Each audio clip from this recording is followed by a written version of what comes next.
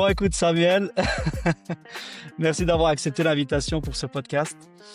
Merci à toi. Euh, Écoute, est-ce que dans un premier temps, tu peux peut-être te présenter pour ceux qui ne te connaissent pas et on rentrera au vif du sujet au sein, dans le courant d'émission. Donc voilà, présente-toi peut-être un petit peu en quelques mots et puis nous dire d'où tu viens en règle générale. Alors, merci à toi, Ariane, pour l'invitation. C'est vraiment un honneur de faire partie de ton podcast. Avec Et plaisir, merci. donc, je m'appelle Samuel, j'ai 44 ans, je suis italien. Et les deux parents Mmh. sont italiens et je suis né en Suisse. Donc, j'ai un petit peu des deux cultures, même si, évidemment, en ayant passé toute ma vie en Suisse, ben, j'ai été un peu plus imprégné par cette culture-là. Bien sûr, bien Et, sûr. voilà, donc j'ai fait des études en ingénierie Ok, informatique. ok. J'ai commencé ma carrière professionnelle dans ce domaine-là, avant de tomber dans la marmite des crypto-monnaies et d'avoir vraiment une passion pour cet Tomber, écosystème-là, ouais. quoi. C'est pas un piège, je pense, à l'heure d'aujourd'hui de tomber dans la crypto, hein. C'est quand même structuré, Tout à fait. ouais, donc Non, et voilà. puis comme je te disais, c'est vraiment devenu une passion. Au fur et à mesure que je creusais, je découvrais un univers en fait incroyable et je me suis vraiment passionné de cet univers-là. Ah bah super. Est-ce que le fait d'avoir été ingénieur au préalable, ça a pu t'aider ou pas forcément? Enfin, à alimenter cette passion? Alors complètement, Mmh. tout simplement parce que avant de faire mes études, en ingénierie, j'ai fait, ce qu'on les études qu'on appelle gymnase en Suisse, qui Mmh. sont, heu, j'ai fait des études en économie, d'accord? Et OK, je pensais OK. pas qu'un jour, en fait, ces 2 études allaient se rejoindre. Et pour moi, les crypto-monnaies, ben, évidemment, s'il y a une partie financière, donc une partie, économique et la partie technique, évidemment, elle m'a servi pour, comprendre un peu plus, hem, à l'arrière, en fait, comment ça fonctionne, comment la blockchain fonctionne, comment les protocoles sont mis en place. Aussi, ça me permet de comprendre si la structure est solide et si un projet, tient la route, quoi, tout Ah bien simplement. sûr. Ah donc c'est vrai je rappelle à l'audience, on s'était vu à Annecy en fait, avant de faire ce podcast ici et tu me disais qu'en fait tu étais spécialisé donc dans 2 formes d'analyse. Il y avait la fondamentale et la technique, si je dis pas de bêtises, c'est ça, hein?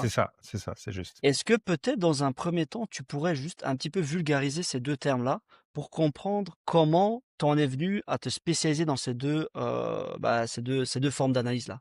Bien sûr. Alors bon, tout d'abord, mon approche, en fait, c'est vraiment de la vulgarisation. Mmh, Je OK. pense qu'on aura l'occasion d'en parler tout à Bien l'heure, sûr, mais bien sûr, bien sûr. la plupart de mes clients, c'est des gens qui débutent, qui n'ont pas forcément des connaissances, ni dans l'investissement, ni dans les crypto-monnaies. Et en fait, bon, l'analyse technique et l'analyse fondamentale, il y a rien de révolutionnaire, c'est juste 2 Mmh. façons différentes d'analyser des projets. Donc l'analyse technique, ça va être, tout simplement, je ne sais pas si tu vois, ces charts graphiques avec des Oui, oui, oui. des des graphes, rouges et verts qui montent et qui descendent Bah, et TradingView, par exemple, exactement, tu utilises ça? OK, OK, exactement et puis là, en fait, ça permet de voir des tendances de trading qui arrivent et qui prennent forme. Donc OK. les traders, ils utilisent principalement l'analyse technique pour décider de rentrer dans une position ou d'en sortir tout simplement. Mmh, hyper Donc intéressant. donc cette partie-là, j'utilise pour comprendre, dans quelle tendance on se trouve. Parce que parfois, on est face à un projet qui peut avoir, des Excuse-moi, ex hein. on peut avoir des projets qui ont des excellents fondamentaux, donc je vais revenir là sur cet aspect-là, Bien sûr, bien mais sûr. qui sont dans une tendance baissière, d'accord? Parce que, voilà, les marchés ne montent jamais en ligne droite, toujours et ne descendent jamais en ligne droite toujours. Donc l'analyse technique, elle va nous permettre, même si on a un investisseur à long terme, de comprendre en fait quel est le meilleur moment pour, rentrer dans une position. Mmh. Tu estimes qu'il y a un meilleur moment? Oui, tout C'est à la fait, question, ouais? OK. tout à fait, Donc ça se travaille, hein, ça se travaille, le fait de pouvoir choisir à quel moment entrer et sortir. OK, tout OK, à fait. OK. Sans J que ça devienne non plus, une obsession, mais Oui, je veux voilà. dire, c'est ce que j'enseigne aussi à mes clients, en fait, c'est d'avoir un œil, en fait, là-dessus. Ça permet d'avoir une meilleure, compréhension du momentum. Bah, justement, on est rentré, c'est vrai qu'on est rentré directement dans le vif du sujet, mais qu'est-ce que tu fais concrètement? C'est la question que je me pose. Quelle est donc ta passion première, c'est la crypto. Comment tu as réussi à en faire un métier, en fait, à l'heure d'aujourd'hui? Parce que c'est vrai que ton parcours, professionnel précédent, est-ce que ça a pu t'amener directement dans la crypto? Est-ce que ça vient d'un ras-le-bol généralisé? Tu t'es dit: «Bon écoute, j'en ai marre, je me lance à mon compte, je me lance dans la crypto, dans ma passion». Comment t'en es venu à créer cette boîte, bah, justement que tu vas décrire après et comment t'en es venu à faire ça? Alors avec plaisir, peut-être je termine juste sur l'analyse Ouais, bien sûr, bien fondamentale sûr, bien sûr, bien rapidement sûr. et puis l'analyse fondamentale donc ça va être, comprendre en fait, qu'est-ce qu'il y a derrière le projet? Quelle est l'équipe qui est derrière? Il y a plusieurs paramètres en Ah fait oui, oui, oui. à prendre en compte. Il y a les aspects de tokenomics, c'est l'économie du jeton, la façon à laquelle il est distribué. Ça nous permet de comprendre en fait si la structure du projet, c'est sérieux ou si potentiellement c'est quelque chose qui n'est pas sérieux. Voilà, Mmh. donc juste pour faire D'accord, d'accord, la d'accord, d'accord, répartition. Puis pour répondre à d'accord. ta question, comment j'en suis arrivé là? C'est une question intéressante. J'ai eu toujours un intérêt pour heu, cette nouvelle chose qui s'appelait la crypto Mmh. et j'aime bien prendre l'image de l'accordéon donc j'en joue pas, hein, mais j'étais intéressé donc je me rapprochais et puis après il y avait une raison qui me faisait en fait, ne plus m'intéresser donc Ouais, ouais. ça a été un peu des phases comme ça de va-et-vient, jusqu'à ce que je décide vraiment que trop de temps avait passé et puis que fallait vraiment que je creuse la question. Et dès que j'ai ouvert en fait la boîte de Pandore, Et ben là, ça y est. c'est devenu une véritable passion, quoi.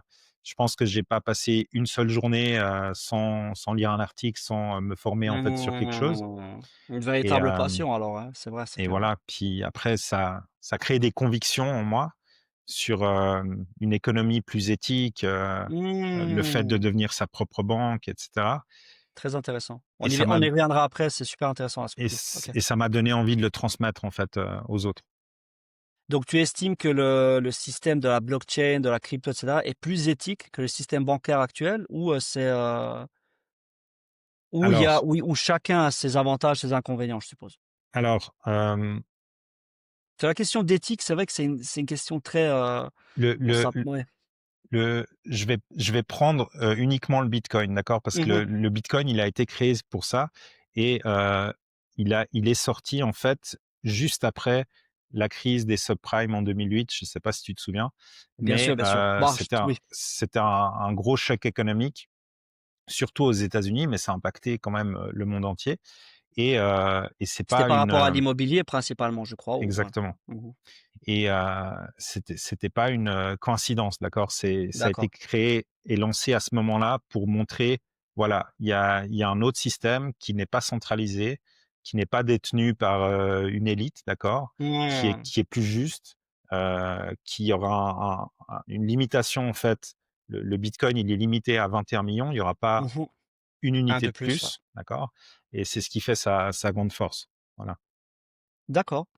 Hyper intéressant, mais c'est vrai que la question quand je parle d'éthique, en fait, moi, ce qui me frappe, c'est que à quel point les jeunes, par exemple, quand je prends l'exemple des plus jeunes, ont cette facilité à entrer dans ce marché-là, mais sans vraiment, s'y connaître. Donc là où je trouve important avec toi, par exemple, Samuel, c'est que toi, tu t'es professionnalisé, tu as rendu la chose un peu plus, tu l'as démocratisé.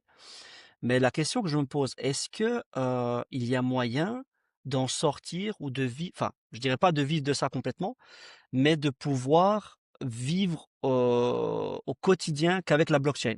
Sortir du système bancaire, par exemple. Un jeune qui, voilà, se dit: «Bah, tu sais, il y a toutes les formations crypto et cetera à l'heure d'aujourd'hui qui sont pour la plupart des», je dis bon, c'est un petit peu mon avis, hein, qui sont des scams. Donc en fait, on joue un petit peu de justement en se disant: «C'est très éthique de rentrer dans le monde-là parce qu'en fait, c'est décentralisé», tu vois? Il y a pas de contrôle sur toi, enfin, sur ce système-là. Mais comment tu arrives à toi, rendre cette chose-là structurée dans ce que tu fais et proposer à des plus jeunes ou des moins jeunes en disant: «Voilà, écoutez, il y a moyen de vivre de ça, il y a moyen de se structurer, mais sans pour autant, entrer dans un scam». Donc bon, la question Tout était à un fait. peu longue, Non, non, mais c'est bon. est-ce que toi, tu arrives grâce à Cryptovitami, par exemple, grâce à ta boîte, à vulgariser tous ces points-là, à dire: «Voilà, écoutez, il y a moyen, il y a des possibilités de se structurer dans ces domaines-là»? Alors Personnellement, ce que j'aime pas dans ce domaine-là, c'est que c'est un domaine qui a bon, c'est un domaine qui a un potentiel incroyable, d'accord? Je Mmh. pense vraiment que ça a la capacité de changer beaucoup de vies. Tout comme internet, ça a changé, la vie à beaucoup de monde. Les gens qui avaient investi, dans les grosses sociétés internet comme Amazon ou Google à l'époque, voilà, ils sont devenus multimillionnaires, d'accord? Mais c'est pas non plus ce que je reproche parfois à certaines personnes dans leur façon de communiquer, c'est qu'ils vendent en fait un rêve qui peut être accédé en quelques mois, d'accord?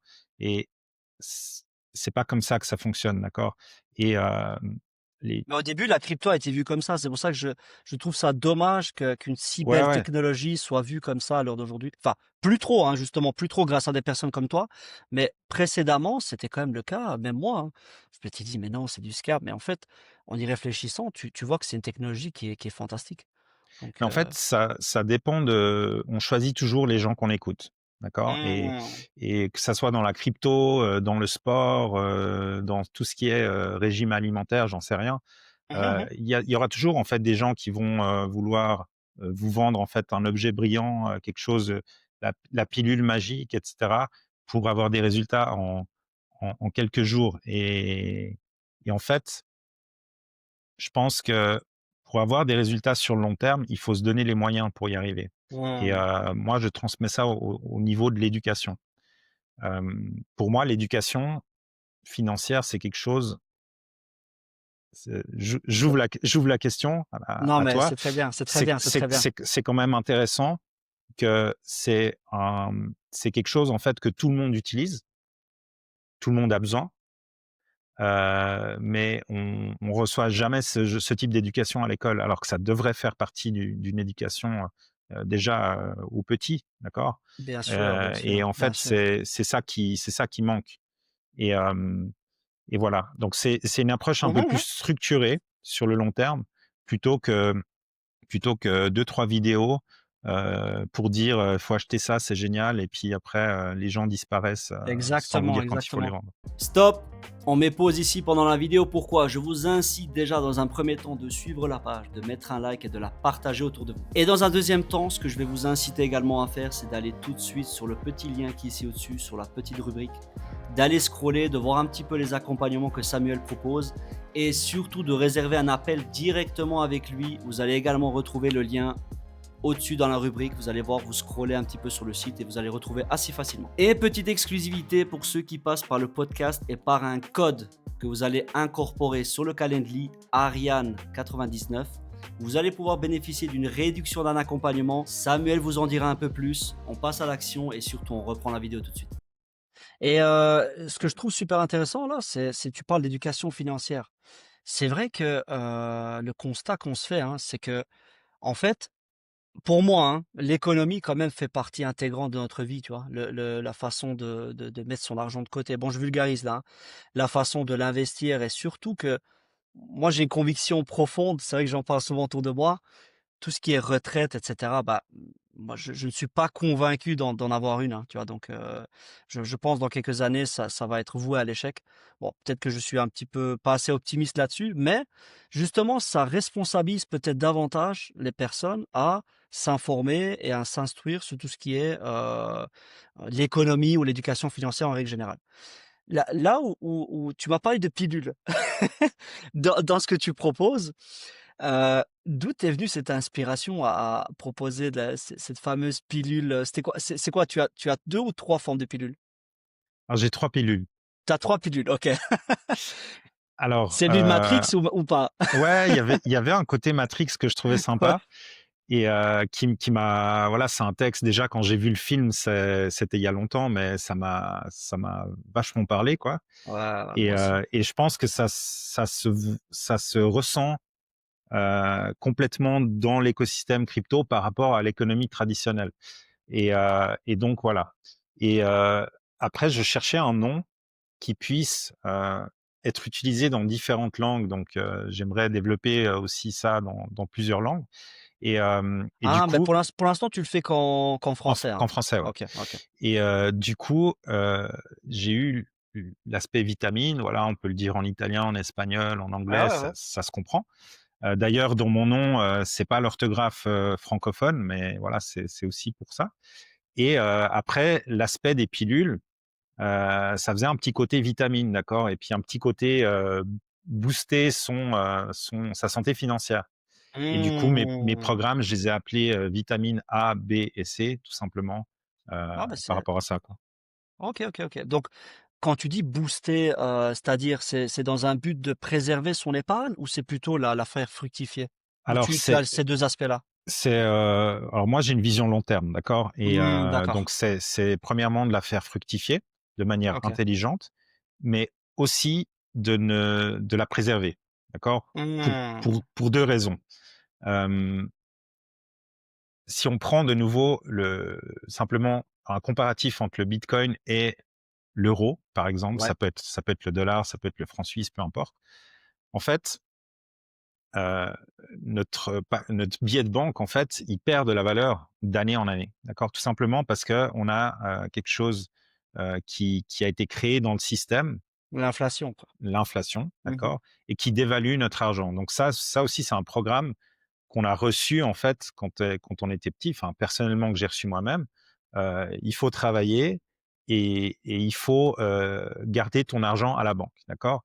Donc première notion, tu dois fournir un effort pour recevoir de l'argent, ce qui est OK, mais tu peux aussi faire de l'argent de manière Bien sûr, bien différente. sûr. Et ensuite, peut-être que tu peux trouver des moyens plus intelligents pour faire travailler ton argent, plutôt que de le laisser dormir, en fait, sur un compte bancaire qui, à l'époque, te ramenait un petit pourcentage et maintenant, c'est même plus le cas, quoi. Non, bah, à l'heure Donc voilà, d'aujourd'hui, on perd même de l'argent en laissant son voilà, argent en banque donc voilà. OK, hyper intéressant. Hem, oui, j'avais une question plutôt par rapport à bah, c'est plutôt un aspect personnel. Qu'est-ce qui a fait ce changement de bah, brusque, je dirais, dans ta carrière? Qu'est-ce qui a fait que tu as parce que quand tu bah, les 2 forcément tous les domaines se rejoignent, hein. Pour moi, rien n'arrive pour rien, mais là, qu'est-ce qui d'un point de vue personnel, qu'est-ce où tu t'es dit: «Bon écoute là, c'est bon, je change de domaine complètement»? Alors bon, il faut savoir que j'ai travaillé, 15 ans dans ce domaine-là et Mmh, j'étais, manager IT dans une multinationale. Donc un un job super intéressant, qui m'amenait à voyager énormément. J'avais, aussi beaucoup de pression. On comprenait pas forcément toujours les décisions qui étaient prises tout en haut.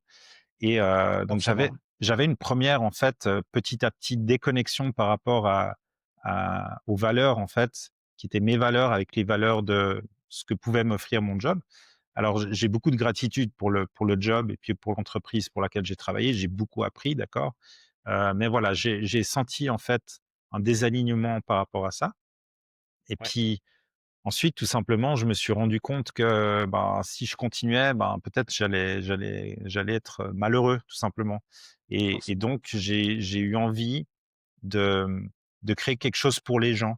Et alors au début, c'était un peu, confus, je savais pas exactement ce que je voulais faire, mais petit à petit, ben, ma mission, c'est vraiment d'amener une transformation chez les gens et de réussir à changer leur vie, d'accord?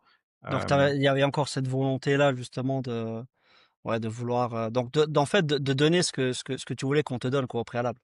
Ouais, puis en fait, tu vois, quand tu es dans une structure, on était, 35 000 employés, heu, tu as un côté, forcément, déshumanisé quand tu Oui, vois oui, oui, oui. la big picture.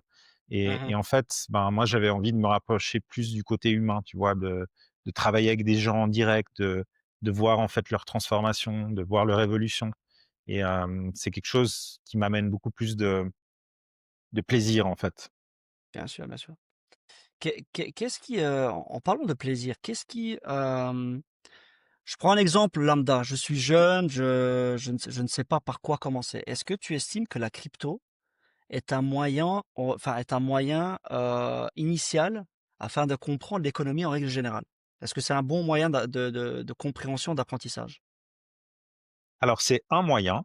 C'est un moyen, OK. Il y en a tout plein. Moi, si je peux juste faire, une image, en fait, moi, Mmh. j'ai vraiment cette image et cet objectif de liberté financière. Après, c'est un sujet un peu à la mode, tout le monde le met à sa Oui, oui, sauce et oui, cetera. j'allais dire ça, oui, oui, oui. Mais la crypto, c'est un outil pour y arriver, d'accord? Et en aucun cas, je pense que l'approche correcte doit être, de faire uniquement de la crypto, d'accord? Donc Hem, typiquement dans mon approche, je parle à 90 du temps de crypto, mais après je parle aussi d'autres, éléments comme la bourse par exemple ou, d'autres opportunités comme les métaux précieux. Ah, donc Et tu t'informes aussi sur ces marchés-là alors? je OK, m'informe sur ces OK. marchés-là Ah, intéressant. et l'objectif c'est d'élargir aussi, ce spectre, plus tard à ma communauté, sur d'autres aspects, d'accord? D'avoir un éventail un peu plus large, mais, Donc je tu en fait, pense tu es spécialisé crypto, mais tu as comme cette notion où tu veux vraiment, informer ta clientèle sur les autres aspects qui existent, quoi? bien sûr. D'accord. Et puis je pense que peu importe par quoi tu commences, mais c'est important de commencer, comme dans tout finalement et sans forcément investir, mais passer par la case, apprendre, s'éduquer, prendre du temps en fait, dans ces choses où les gens en général, décident d'y aller, la tête baissée. Bah, c'est ça rejoint le ouais, c'est la problématique, c'est le temps, en fait. Quand je pense que ce qu'on a on a perdu la notion du temps, tout est trop rapide, tout va vite. Je pense qu'on a, bon, je parle pour la plupart, bon, c'est vrai que beaucoup de gens sont comme ça, je pense, vouloir s'instruire, se former, bon, ça prend plus de temps, hein. Les fruits, on les récolte pas comme ça. Mais par rapport à ce que tu fais encore une fois, donc on parle de liberté financière. Là, c'est des termes qui m'intéressent fortement. Parce que moi, personnellement, je suis dans cette configuration-là. Qu'est-ce qui est le plus dur pour toi? Je vais tenter de formuler la question d'une manière plutôt. Qu'est-ce qui est le plus dur pour toi, pour quelqu'un qui ne vient pas de cette éducation-là? Justement, on revenait par rapport à ce que tu disais précédemment. Moi, mes parents, enfin, les grands-parents, c'était toujours la même chose, c'est conserve l'argent en banque, le maximum possible, en fait, sans vraiment avoir cette éducation financière en disant, voilà, tu risquerais de perdre l'argent. Mais comment t'arriverais à faire ce switch-là pour quelqu'un qui, comme moi, vient de cette éducation-là et tu te dis, et où les schémas sont très difficiles à changer, tu vois? Quels sont pour toi les outils ou peut-être comment tu arrives à débloquer ça au niveau de ta clientèle? Si tu avais un client comme moi, par exemple, qui arrive, qui a ces notions-là, qui datent d'il y a bien longtemps et se dire: «Écoute, j'ai envie c'est bon, je j'ai envie de changer, j'ai envie de réellement être libre financièrement» et quels sont pour toi les outils nécessaires afin de faire ce switch-là? Alors c'est une très bonne question et je vais commencer par la notion du temps, d'accord? Parce que Oui, tu as oui. mentionné ça avant Oui, oui, oui, oui. et ça, c'est un aspect que j'entends souvent et en fait, je pense que c'est pas tout à fait juste, dans le sens Mmh. où on a tous 24 heures, d'accord? C'est la beauté de la vie, c'est on est tous logés à la même enseigne à ce niveau-là. Il y a pas de privilège là-dessus. C'est la Mmh. ressource la plus importante qu'on a, c'est le temps, évidemment. Maintenant, c'est plus une question de priorité, d'accord? Où est-ce qu'on Mmh. va mettre sa priorité? Et en fait, les gens, ils veulent être, libres financièrement, mais ils ont pas le temps pour, suivre un cours sur l'éducation financière. Donc c'est qu'à la fin, c'est pas vraiment leur priorité, d'accord? Donc je pense c'est faire en fait une réflexion par rapport à ça, et de mettre en fait, l'accent où vraiment où sont nos priorités? Ça, c'est la première chose.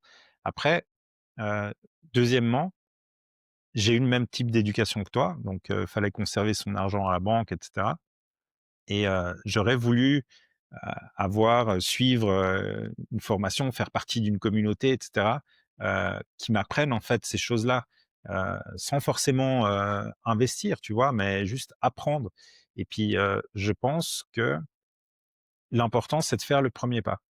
Parce Mmh. que souvent les gens, ils ont dans la tête que, du moment qu'ils font le premier pas, ils doivent directement investir un gros montant. Alors que moi, c'est pas ce que je conseille.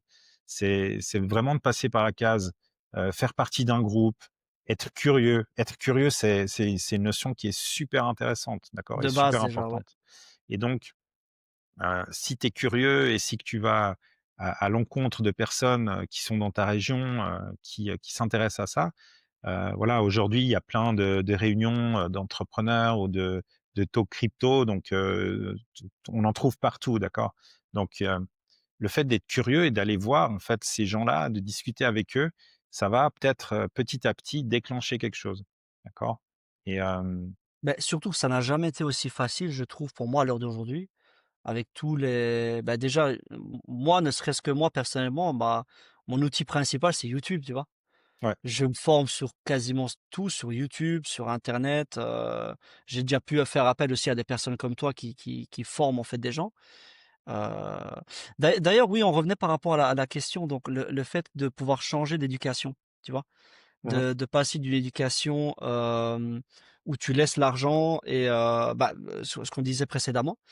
Toi, est-ce que tu constates qu'il y a quand même ces freins-là où tu n'arriveras pas à faire changer les personnes si elles-mêmes ne le font pas? Est-ce que ça t'arrive déjà d'avoir des clients ou des personnes bornées, en fait? Tu te dis: «Écoute, tu as des solutions», mais tu te dis: «Mais pourquoi elles ne passent pas à l'acte?» Tu vois? Parce que, comme je disais, on a vraiment tous les outils nécessaires, mais le passage à l'acte, parfois, je le vois même moi autour de moi, il est très difficile, très, très compliqué. Comment tu peux expliquer ça? Que malgré que tu existes toi, qu'il y ait des personnes, des plateformes, ben, on passe pas à l'acte, quoi.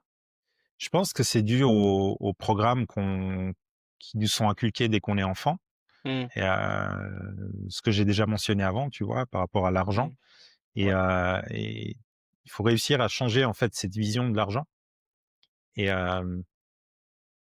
l'argent, j'ai en j c'est si on prend, en fait, la dénomination des mots, c'est l'art des gens, d'accord? Ah! OK. Et donc réussir, en fait, à gérer ça et puis surtout, c'est une énergie. C'est quelque chose qui passe d'une main à l'autre. Donc on a des concepts qui sont un peu erronés là-dessus, puis de comprendre, en fait, hem, alors changer la vie des gens, c'est pas forcément, mon objectif, d'accord? Les gens je je suis pas là pour changer l'opinion des gens. C'est une conscience que la personne doit avoir elle-même Oui, et voilà. moi après, du moment que la personne, elle est prête à passer à l'action, moi je suis disponible, je vais à beaucoup de réunions, de rencontres en fait, de réseautage. Donc je réponds déjà beaucoup à des questions comme ça, Mmh. mais après, voilà, c'est à la personne de faire le pas, avec la personne en fait avec qui elle a, une bonne connexion. Oui, oui, bien sûr. Où est-ce que tu estimes que la crypto est placée à l'heure d'aujourd'hui? Au niveau de l'importance, au niveau de l'opinion publique? Est-ce que les gens sont prêts à changer de système complètement ou ça reste quand même encore une minorité par rapport à ce qui se trouve, actuellement? Alors, je pense que ça a beaucoup changé depuis le temps Mmh. où j'ai commencé. Il y a un éveil, OK. d'une partie des gens. Il y a encore beaucoup d'incompréhension et beaucoup de peur de l'autre partie des gens. Donc on est un petit peu, dans cette phase, grise un peu entre les 2, tu vois? Et les gens qui il y a un graphique en fait, des qui s'appelle des courbes de l'adoption. Il y a toujours en OK. fait des gens qui prennent le risque d'être en avance par rapport aux autres et au fur et à mesure qu'une, technologie est adoptée, bah, on a les derniers, arrivants qui sont obligés d'accepter en fait le changement, d'accord? Et Mmh, intéressant, d'accord. un exemple le plus parlant pour les gens, c'est ça, d'accord? Le téléphone. Il y a des gens qui voulaient pas avoir un téléphone, puis aujourd'hui, bah, il y a tout le monde Ils qui n'ont en a pas le un choix. pratiquement. Ouais, donc en fait, on va vers, on va pas dire forcé, tu vois? Mais on va vers une adoption presque obligatoire, je pense donc Oui, et puis après, il y a l'investissement crypto, puis après il y a la blockchain, d'accord? Il y a des projets, il y a tout mmh, un switch en fait de ce qu'on appelle le web oui, 2 qui est en train de passer au web 3. Donc ouais, tout ce qui est l'écosystème, ouais. internet va aussi changer et donc les gens l'utiliseront sans même le savoir, tu vois? Tu t'informes là-dessus aussi un petit peu? Sur le Web3? Forcément, c'est en Bien corrélation, sûr, hein? hein, bien sûr. OK, hyper intéressant. Écoute, on parlait de l'importance de la communauté. Pour moi, enfin, je ne sais pas si c'est ton avis, hein, je pense que, la communauté, c'est un des meilleurs tremplins, un des meilleurs leviers, que ça soit dans un aspect d'apprentissage, le fait que de pouvoir créer une communauté. Est-ce que toi, c'est important cette notion de communauté au sein de Crypto Vitamine? C'est la base, c'est la Mmh, fondation, d'accord? J'ai OK, toujours voulu créer ça, en fait, sur l'aspect d'avoir, au centre la communauté et OK. ce qu'il y a de magique, c'est que, parfois j'ai un groupe Telegram, d'accord, pour les gens qui font partie de la communauté et parfois c'est le but, en fait, c'est que les gens puissent, poser des questions et cetera, en dehors des lives que je fais et cetera. Et puis parfois, en fait, c'est ceux qui sont là depuis un temps un peu plus important qui répondent à ma place parce que j'ai pas encore eu le temps. Ah! Puis en fait, moi, ça me rend vraiment heureux parce que c'est vraiment ce but-là, où on est ensemble, on grandit ensemble, on se soutient et je pense que on vit dans une société, heu comme tu disais avant où tout va vite et cetera, on n'a pas le temps de faire les choses et puis je pense que, les gens, ils ont envie de faire partie d'une communauté. Ça peut être le sport, ça peut être, l'éducation financière, peu importe. Mais je pense que ça il y a un côté, d'appartenance en fait à un groupe, qui est important. Oui, donc le fait, oui, c'est vrai que ça me faisait réfléchir à ce que tu dis parce que le fait d'être dans un club de sport, ben, en fait, tu te sens un petit peu valorisé, reconnaissant, enfin, Ouais tu sens que tu as une importance au sein de la communauté. et Au parfois dé Ouais, excuse, non, pas de souci, pas de souci. typiquement au sport, des fois, ça m'arrivait avant. J'ai joué longtemps au basket. Des fois, j'avais pas envie d'aller à l'entraînement et j'allais parce que je savais qu'il y avait les autres, d'accord? Ben, Et voilà, voilà. du moment que j'y arrivais, tous mes soucis s'effaçaient et je passais un bon moment. Donc, Ouais, ouais, non, c'est clair, c'est clair. il y a cet aspect-là et il y a aussi un aspect, un levier qui est hyper puissant, qui est que typiquement dans les lives que je fais, à la fin, il y a toujours un espace en fait pour les questions et du coup, les questions qui sont posées, toutes les questions sont des bonnes questions et en fait, tout le monde profite des questions. Donc il y a des questions où les gens Mmh. auraient même pas forcément pensé et ça leur permet d'aller plus vite, en fait, dans Oui, oui. l'apprentissage. Ça leur ouvre, en fait, un petit peu les possibilités, quoi. Voilà, Ah, donc tu fais des lives aussi également, mais ça, c'est principalement pour les personnes qui font partie de tes services, enfin, qui font partie de exactement, l'accompagnement. OK. exactement. Au niveau des enjeux de confiance, bon, j'avais noté une question là-dessus qui pour moi m'intéressait aussi. Dans un domaine où, comme je disais précédemment, beaucoup de scams, on a du mal à faire de plus en plus, enfin, on a du mal à faire confiance l'un envers l'autre avec les réseaux sociaux, et cetera. Est-ce que, la crypto est peut-être justement aujourd'hui un moyen de confiance, ou enfin, comment tu vois la crypto par rapport aux enjeux? Est-ce que c'est un moyen de justement par rapport à la blockchain que ce qu'on disait aussi précédemment, un moyen de justement de décentraliser tout ça et de rendre la chose, moins subjective, mais plutôt objective dans un terme général? Alors la confiance, c'est hyper important. Je vais répondre à cette question en 2 phases. Il y Mmh. a malheureusement, on entend souvent les mauvaises histoires, Oui, oui, oui. dans la crypto. Il y en a, hein, je vais pas le nier et c'est ce que j'enseigne aussi. C'est comment sécuriser ces cryptos, quelle, démarche prendre pour, être sûr qu'on va pas avoir de problème et cetera et il y a aussi un côté support. Donc si typiquement les gens qui me connaissent ou qui font partie de ma communauté, Mmh. ils peuvent me contacter si tout d'un coup ils sont pas sûrs Ah, tu d'un restes aspect, d'accord? accessible quand même pour tout le monde, quoi. OK, Et ça c'est super. j'ai déjà aidé des gens justement à sortir en fait de projets qui étaient, plus que douteux. Mmh. Maintenant, ça c'est pour des projets qui ne sont pas, on va dire, qui n'ont pas une philosophie qui est, bonne, d'accord? Maintenant il y a un aspect de transparence sur la blockchain Ouais. qui fait que c'est, d'un côté, ça donne presque plus encore confiance. Mais vu qu'on n'a plus ce qu'on appelle le tiers de confiance au milieu, qui, Voilà, l'intermédiaire, ouais. qui dans la finance traditionnelle, correspond à la banque, ben, ça nous donne en fait plus de responsabilités parce qu'on doit apprendre à sécuriser ses cryptos, à les mettre dans un lieu sûr, à, ne pas divulguer, d'informations et cetera. Et du coup, Mmh. c'est une petite couche, qu'il faut apprendre à gérer, voilà. Ouais, c'est encore une fois super intéressant ce que tu dis par rapport à le fait de responsabiliser la personne qui l'utilise. Donc en fait, c'est pour encore une fois, ça rejoint que c'est pour moi un des meilleurs moyens justement d'être libre financièrement, c'est que ça amplifie déjà le plaisir de pouvoir être, libre financièrement, mais on se dit que c'est seulement grâce à nous, quoi. C'est pas grâce à une banque qui t'a proposé un produit et donc non, c'est super intéressant. Ouais, et puis, tu sais, il y a dans certains pays où les comptes bancaires, ils ont été bloqués du jour au lendemain, sans Ouais, sans raison ouais, ouais. valable. Donc c'est aussi une façon de protéger son patrimoine par rapport à ça. Est-ce que tu estimes qu'ici dans le monde un petit peu, bah, en l'Occident, est-ce qu'on est prêt à faire ce switch ou à parce que bon, on voit bien qu'on commence quand même un petit peu au niveau de la réglementation à restreindre, à bloquer tout ça. Est-ce qu'il y a une possibilité de venir, par exemple, fermer ton compte au niveau de la crypto, chez Binance, ou je sais pas, chez toutes ces structures-là? Est-ce qu'il y a un moyen de le faire ou pas? C'est une question que Alors, je me pose, si, si tu es un criminel qui, a ouais, commis ouais, un acte, voilà, oui, ils vont bloquer forcément, ton compte. forcément. Ils vont bloquer ton compte et c'est souvent un argument qui est utilisé pour descendre, pour tacler, en fait, les cryptomonnaies.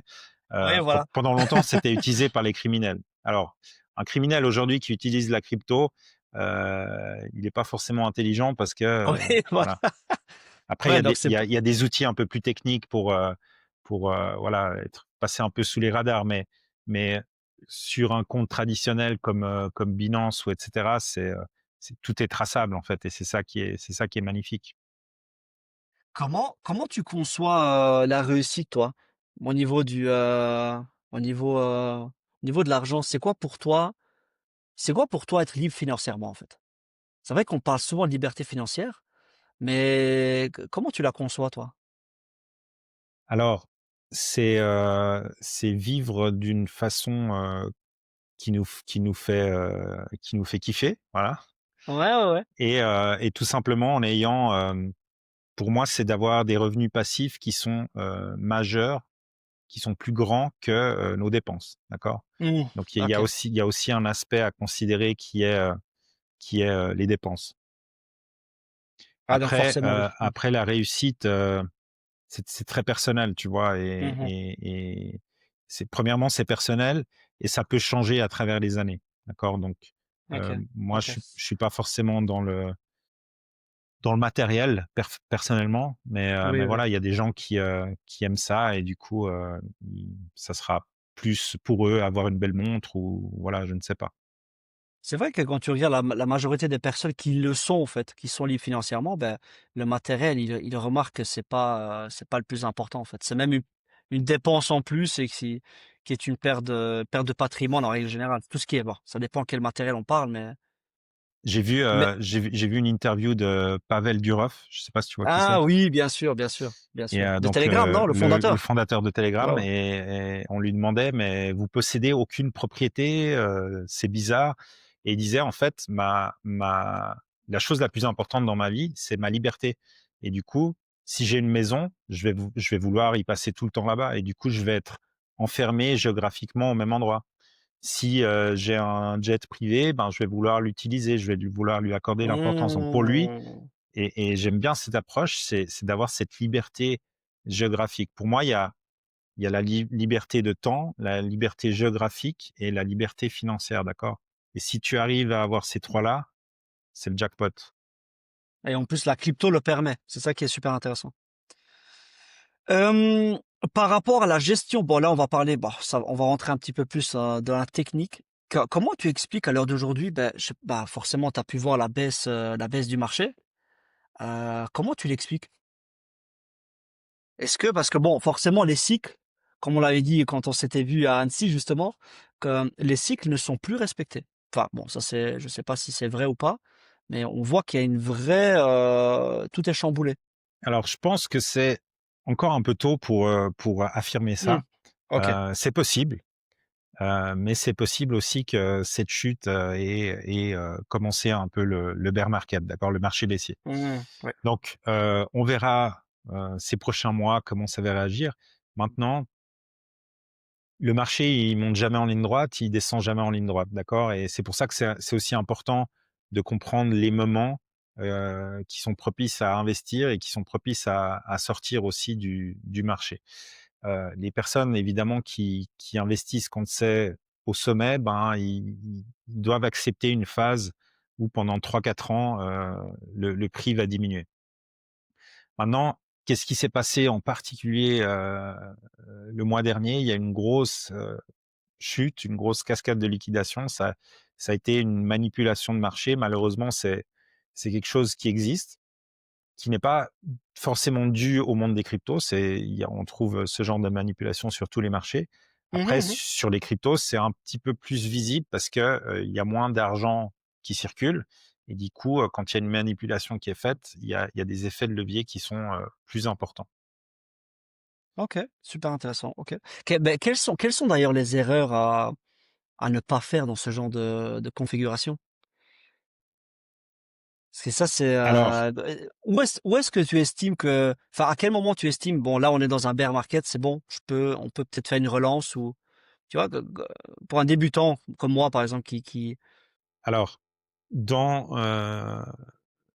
sur un de mes logos, il y a 3 termes. Il y a finance, éducation et mindset. Et mmh, j'ai toujours un œil de regard sur le mindset parce que, pour moi, la psychologie dans l'investissement et dans l'investissement crypto, ça compte pour 80 de l'importance, d'accord? Ce qu'on peut avoir dans ce genre de configuration, c'est, ce qu'on appelle un panic sell. Donc on va vendre en ouais, panique, d'accord?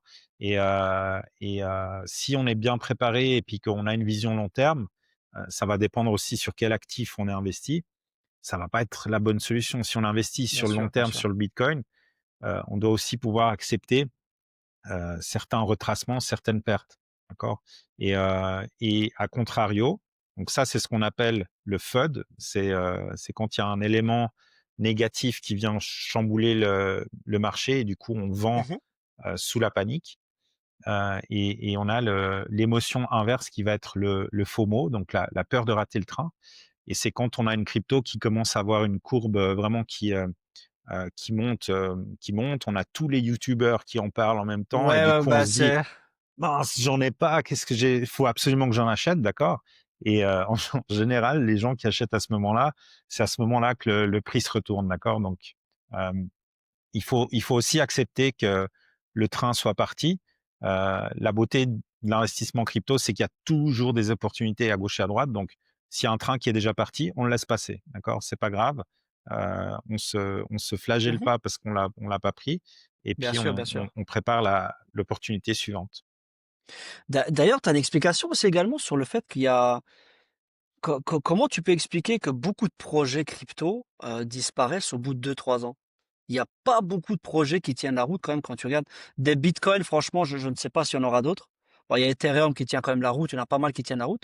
Mais comment t'expliques que 95 des projets s'en vont comme ça? Est-ce qu'il y a un vrai désir de s'enrichir rapidement, de passer à autre chose ou c'est quoi? Alors, je vais écarter tous les projets qui sont pas viables, d'accord? Qui Oui, qui ont qui OK. ont une mauvaise philosophie derrière. Je vais te retourner une question. OK, ouais, ouais, vas-y, Est-ce avec que plaisir. est-ce que, tu connais en fait l'espérance de vie d'une startup?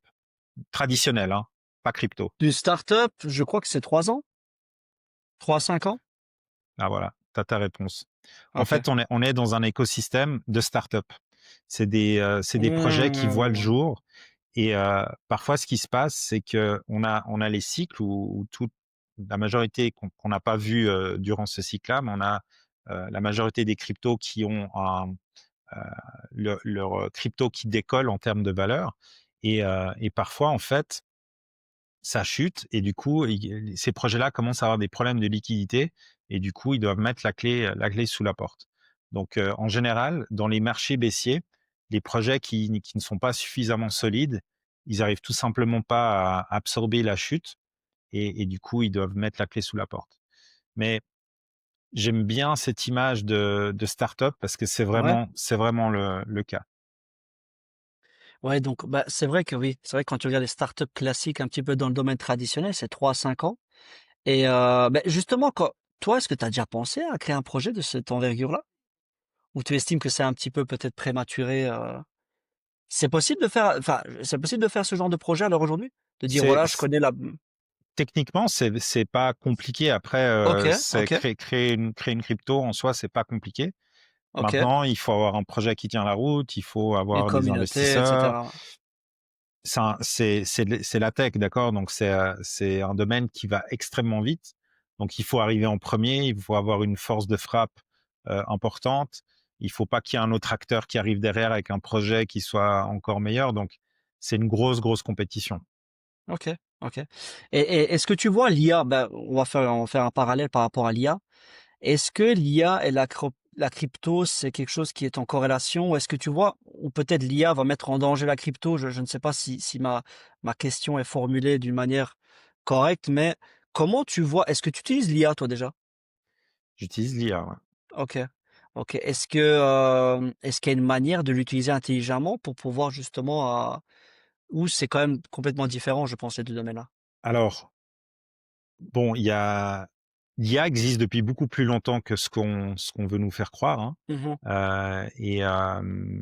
Et donc là aussi, il y a des projets qui sont bons, il y a des projets qui sont moins bons. Ce qu'il faut comprendre, c'est que dans les outils d'IA traditionnels, heu, ChatGPT par exemple, il y en Ouais, a il ouais. y a il y en a Mmh. plein d'autres, c'est une entreprise qui est derrière, d'accord? Donc c'est centralisé. Et Mmh, ouais, ouais. ce que j'aime bien dans certains projets, dont un en particulier, qui allie, la crypto et l'IA, c'est que OK. c'est une IA décentralisée, d'accord? Donc il y a aucun élément qui peut mettre en fait sa patte dessus, qui peut, heu, dévier en fait le contenu. Et c'est un peu le danger que je vois dans l'IA traditionnelle centralisée, c'est que, ils peuvent un jour, voilà, dévier le contenu. Oui, en plus, ils conservent les datas, donc c'est vrai que là, il y a pas longtemps, j'ai fait une intervention avec un jeune Français qui a justement créé une plateforme. Ben, on aura l'occasion elle sera publiée, je pense, un petit peu avant la tienne. En fait, où il a créé lui, il se base sur l'anonymat. Donc les serveurs sont en France, OK. et en fait, il me disait que l'avenir, enfin, il estimait que l'avenir, en fait, ça serait plutôt tout ce qui est décentralisé. Donc lui, il rejoint un petit peu ce que tu dis, tes propos. Mais le fait que ça soit décentralisé, est-ce que ça ne met pas justement en danger cette forme de sécurité qu'on parlait au préalable, le fait d'avoir un tiers qui s'occupe de cette sécurité-là? Est-ce que le fait que ça passe entre de tiers à tiers, est-ce que ça n'enlève pas un petit peu le côté sécurisé? Je ne pense pas. Ça va Non, dé OK, ça va dépendre évidemment de l'infrastructure en fait, OK, OK. sur comment est créé le projet. La sécurité, OK. c'est vraiment le maillon le plus faible de la chaîne. Ah ouais? OK. C'est le premier qui pète. Donc il faut s'assurer qu'en fait ta chaîne, elle soit solide partout et voilà. D'accord, La d'accord. décentralisation, c'est plus en termes de gestion, de décision. Il y a plein de projets en fait crypto qui adoptent, cette approche décentralisée, où c'est même la communauté qui prend des décisions stratégiques de l'entreprise. Et c'est des modèles qui sont vraiment, Ouais, révolutionnaires qui selon sont moi, quoi. qu'est-ce que, bon, on va encore faire, bon, excuse-moi de t'embêter avec ces questions techniques, mais c'est Non, vrai il y que a pas de ça ça souci, me pa ça ça avec ça me plaisir. passionne un petit peu. Bon, c'est quel projet d'après toi, si on reprend l'exemple du bitcoin, est-ce que tu connais le fondateur? C'est une question la question Je bateau, c tu sais, que je je vais te dire. je connais son nom. Non, mais derrière ce genre de projet comme Bitcoin, Ethereum, et cetera, est-ce qu'il y a pas une vraie volonté? Est-ce qu'il y a une volonté de s'enrichir ou de vraiment donner le pouvoir, à la communauté, encore une fois? Est-ce qu'il y a pas cette volonté d'enrichissement aussi, tu vois? Je pense qu'il y a vraiment un aspect communautaire. Ouais? J'espère ne pas me tromper, hein, Mmh. mais tout simplement pour la raison pour laquelle, il y a des bitcoins qui sont dans un portefeuille, qui sont dans le portefeuille du fondateur et il en a jamais vendu aucun. Et à mon avis, il le fera jamais parce que le jour où il le ferait, enfin, ça se compte en Ouais, milliards, ouais, d'accord? Donc il y aurait bien aucune sûr, bien raison sûr. qu'il l'ait pas déjà fait, tu vois? Et non, à mon avis, c'est pas dans un élément d'enrichissement. C'est vraiment dans un OK, C'est OK. c'est en fait je sais pas si tu connais les cypherpunks? Ça me dit quelque chose. Il y avait même un film là-dessus, je crois, non? C'est possible. Non, je con oui, je En ça me fait, dit quelque chose. c'est un groupe de cryptographes et OK. apparemment le fondateur, on ne sait pas si c'est une personne ou si c'est plusieurs personnes. Heu, il a le pseudo de Ah oui, oui, c'est Satoshi bon. Nakamoto. C'est bon. C'est bon, j'ai regardé, oui, je vois, je vois. Et du Je coup, vois. ils faisaient partie entre eux des tests en fait pour rendre un monde, plus éthique. Ils parlaient déjà à l'époque, fin des années 90, Mmh. des dangers de la centralisation, des dangers, du contrôle, du danger, des libertés et cetera. OK. Et une des personnes qui est aussi un cypherpunk, qui a été le premier à accepter, un paiement sur une plateforme, on va dire internet connue, c'était Julian Assange. Je sais pas Oui, si oui, oui, oui. Bien donc sûr, bien sûr, bien sûr. Qui a été donc voilà, emprisonné, la fameuse, oui, oui. lui typiquement il a une approche, tu vois, c'est un lanceur d'alerte en fait, sur nos libertés fondamentales Oui, ouais, et ouais, je ouais. pense que le mouvement qui est derrière, il a cette même vision. Donc, bah, on revient encore une fois par rapport au terme de liberté, hein, c'est quelque chose qui te tient à cœur. Écoute, quel est pour toi le plus gros mensonge qu'on t'ait fait sur l'argent? Une croyance que tu avais eue profonde et en fait où tu as compris avec le temps justement en étant dans un domaine complètement différent, où tu t'es dit: «En fait, c'est pas du tout ça». Bah, tout simplement de le mettre sur ton compte bancaire et de faire de l'épargne, OK, OK, voilà. OK. Ou bien d'investir via des services bancaires où on va te prendre en fait, beaucoup de pourcentage de commission alors que, ben, là tu peux aussi Mmh, décider et si tu le fais, c'est OK, je veux dire, il y a pas de souci, c'est un service que tu payes, mais tu peux aussi décider de le faire toi-même. OK.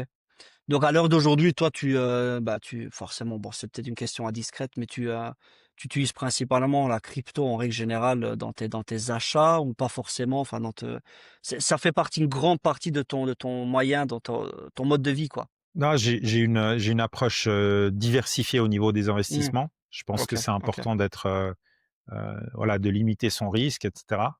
Mais c'est sûr OK. que pour moi, les cryptos sont le levier le plus important parce qu'il y a un élément qui fait peur à tout le monde, qui s'appelle la volatilité.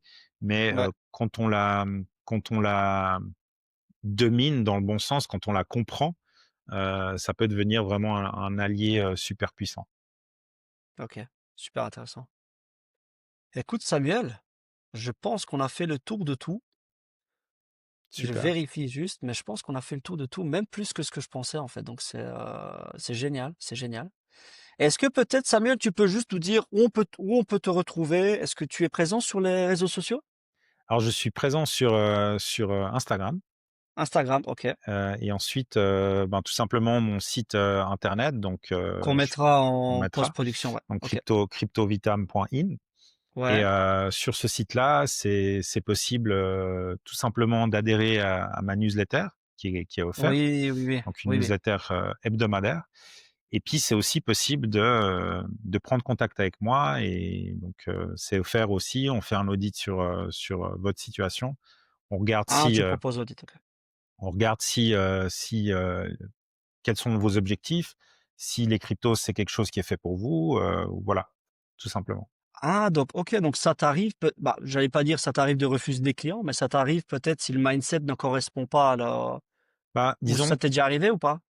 ça m'est déjà arrivé que voilà, OK. la personne vienne en me disant, «J'ai envie de tel montant, j'ai envie de multiplier mon portefeuille en 6 mois». Bah, je lui ai dit: Ouais. «Bah, je pense pas que je suis la bonne personne» et OK. mon objectif, c'est d'avoir des gens qui sont sérieux et qui ont une vision un peu, en tout cas à moyen terme, tu vois? D'accord, Et d'accord, c'est quelque chose de sérieux et c'est, d'avoir en fait ce côté ces personnes-là qui veulent, devenir riches en 6 mois, le pattern que je vois souvent, c'est ils vont sauter sur ces projets qui sont en train d'accélérer et ils vont perdre tout leur argent comme ça, d'accord? Et d'accord. souvent j'aurais de la peine à à leur, à leur faire changer d'avis là-dessus. Ouais, donc c'est aussi une question de mindset pour les personnes qui viennent te rejoindre. Complètement. Donc, ok, donc tu as un site, tu as 3 formes d'accompagnement, si je ne dis pas de bêtises, c'était C'est ça, hein? juste. Des 3 pilules, ok. Donc ensuite, donc tu as site internet, Instagram, tu es présent sur LinkedIn ou pas? Je suis présent sur LinkedIn, pas trop actif. Ah, pas trop actif, ok. Ouais. Ok. Ben écoute Samuel, on mettra tout ça en post-production. Je voulais encore une fois te remercier pour d'avoir accepté l'invitation pour ce podcast. Avec Parce plaisir. on devait déjà le faire en présentiel, mais ça sera peut-être l'occasion d'en faire un deuxième. Et puis, comme je te le disais en off, vu qu'on va lancer un live Twitch, justement, on pourra même davantage approfondir dans tout ce qui est éducation financière, crypto, etc. Bah, tu seras un des invités.